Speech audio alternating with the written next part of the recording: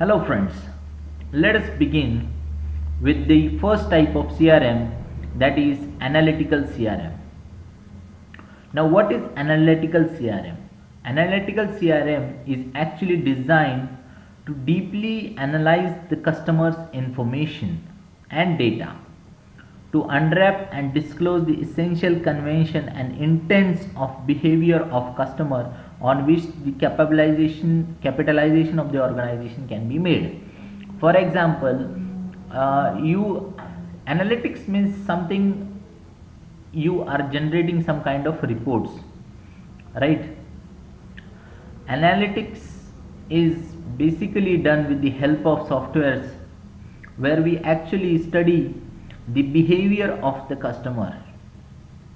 The behavior of customer, what kind of behavior he is showing, what kind of product he is purchasing now and then again. So how the company is getting revenue from that purchase of the product. So all the behaviors and the patterns of the customers are being studied. By understanding the behaviors and patterns of the customer in an analytical manner, taking down the reports, what it will be helpful for a firm in which segment we should put in more capital so that we can generate more and more profits.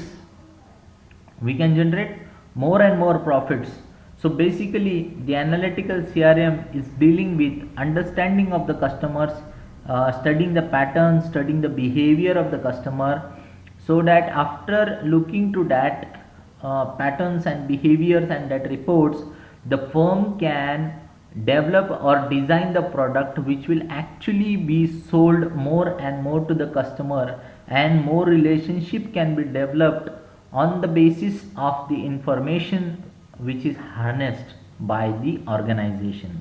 So basically analytical CRM is dealing analytically with the data, developing the products according to the requirement of the customer on the basis of the patterns and behavior shown by the customer. So basically this is analytical CRM.